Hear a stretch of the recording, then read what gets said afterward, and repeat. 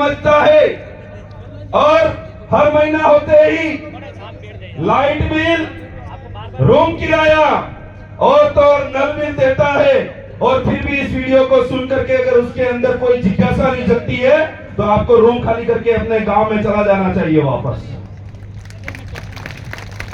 क्यों ये बात क्यों कह रहा हूं?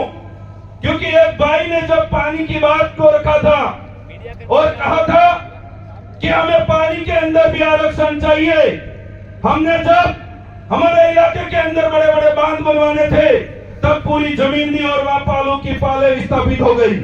वो जमीन हमारे बाप दादाओं की थी और वो पानी हमको दिए बिना, हमारा जितना हक है वो दिए बिना वो ला करके उदयपुर वालों को पिलाया जा रहा है। और हमारे जो उधर के जो भाई यहाँ उदयपुर के अंदर प्रवासी बन करके रहते हैं वो एक एक महीने का नल बिल देते हैं, पानी का बिल दे रहे हैं। हमारे ही बाप दादाओं की जमीन पर बनी हुई पानी की झील, हमारी जमीन डूबी और वही पानी उदयपुर में आकर के हमें ही उसका टैक्स देना पड़ रहा है, पैसा देना पड़ रहा है। हम किस दिशा में हमारा काम कर रहे हैं? मैंने विशेष करके आह्वान करा था, अगर उदयपुर के अंदर इस संभाग मुख्यालय के अंदर अगर कोई प्रोग्राम का ऐलान हो जाए, इन रूमों के अंदर, इन घरों के अंदर इतने तो आदिवासी रहते हैं, अगर एक बार बाहर भी निकल जाए सारी गलियां और उदयपुर की सड़कें जाम हो सकती है, इतना आदिवासी यहाँ रहता है। फिर कहते हैं मेरे ऊपर ये शोषण हो रहा है। 2013-12 के अंदर मैं आपको बात बताता हूँ, उस समय जब रूम रेंट लेने जाते थे, टू लेयर जहां लिखा हुआ होता था पूछते थे और मकान मालिक बाहर निकल करके बोलता कि कौन हो भाई। अगर वो व्यक्ति गलती से आदिवासी और भील और मीणा बोल देता, उसको कहता कि रूम नहीं है, खाली, बुक हो चुका है। ये ऐसे हालत थे 2010 से पहले लगभग उसके बाद तक। इस आदिवासी परिवार की विचारधारा की बदौलत आज इस इलाके के अंदर इतने युवाओं के अंदर जागरूकता आई है, इन लोगों के ऊपर प्रेशर हुआ है और आज भी बहुत सारा ऐसा षड्यंत्र के साजिशों में रचे जा रहे लोग। मैं कहना चाहता हूं, हमारी बहनें यहाँ पढ़ाई करती हैं, आज एक एक लाइब्रेरियां भरी होगी, पर एक दिन के लिए ये 5 घंटे उनको निकालने में जोर आ रहा है और फिर कहते हैं कि हमें उसके अंदर ये हक नहीं मिला, मैं तो 1 नंबर से रह गया।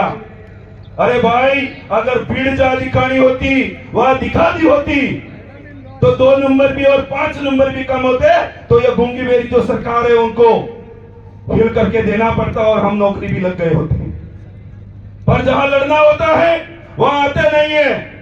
मैंने पिछली बार भी बोला था, यहाँ पर बहुत सारे बुजुर्ग आए हुए हैं, माता बहनें आई हुई है, वो ये कहते हैं कि इस आरक्षण रैली में हमारा क्या काम है।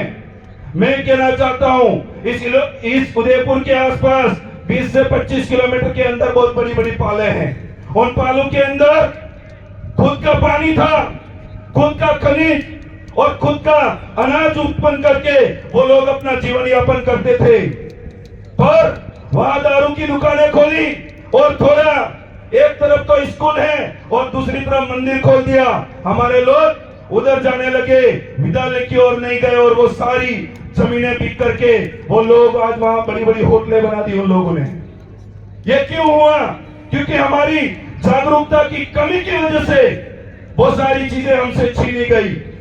और उसके बाद जो आज पालवी इलाका था, प्रशासन के भाई खड़े, मैं कहना चाहता हूं विशेष करके इस होली के अंदर मेवाड़ क्षेत्र के अंदर ऐसी कोई चीजें हुई थी, उस बात को बेरुपया अपनाने के लिए और हमारे यहाँ का नायक सांसद बार बार बकवास करके अपनी आईडी पर लिखते जा रहे थे। मुझे बहुत दुख होता है, डोंगरपुर बांसवाड़ा के सांसद बोलने जो टेबल फट जाए वैसे वहां आवाज उठाते हैं और हमारे यहाँ के सांसद लुंगी उठा के किसकी वहां हड्डियां चाट रहे, वही खबर नहीं पड़ रही आज तक। आपके हो सकते हैं सदस्य, हमारे लिए बहुत गंदी बात है और आने वाले समय के अंदर भाइयों तैयार हो जाओ कि वो खुद को हिंदू बताता है और सर्टिफिकेट में कहता है मैं तो हिंदू हूं नहीं, और थोड़ा थोड़ा पता चला है वो तो गोत्र से कटारा भी है। भाई साहब वोट लेने आए, सबसे पहले धर्मता दर्शन किए, मैं तो इसी पर रहता हूं, मैं तो हड्डियां ढूंढता था किस शमशान में कहाँ गाड़ी है इसकी हड्डियां पुरखू की, कहाँ का नस्ल है। जबरदस्ती के ऐसे बरगलाने वाली चीजें करते हैं। एक रटोरा के अंदर एक आदमी जिसकी 2 बीघा ही मात्र जमीन थी, उसके अलावा कोई भी चीज नहीं थी उसके पास, दूसरे लोगों ने षड्यंत्र करके ये दूसरी पार्टी का कार्यकर्ता ये करके उसकी जमीन को उन्होंने हड़प दिया।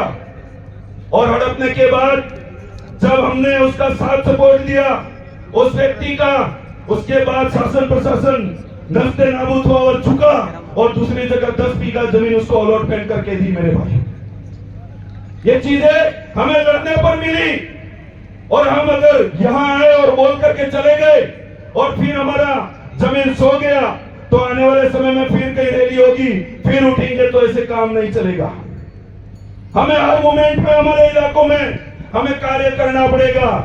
एक साथी भाई पानी की बात बता रहे थे, 2019 के अंदर अगर वो पानी नहीं रोका होता तो पहाड़ पे आज जो पाइपलाइन डाल करके पानी बड़ी बड़ी पालों में पिलाया जा रहा है, वो आज तक पानी नहीं मिलता मेरे भाई। इसलिए वक्तागण बहुत सारे हैं। मैं अपनी बात को यही विराम देते हुए एक बात जरूर कहना चाहूंगा। प्रोग्राम के बाद यहां से ज्ञापन देने की ओर जाएंगे तो सारे जो वॉलेंटियर हैं और आयोजन समिति है उनकी बात को हमारा खुद का प्रोग्राम है ये करके हमको मानना पड़ेगा। आप सभी ने मेरी बात को सुना, धन्यवाद, आभार। जय जवाहर, जय संविधान, जय भारत।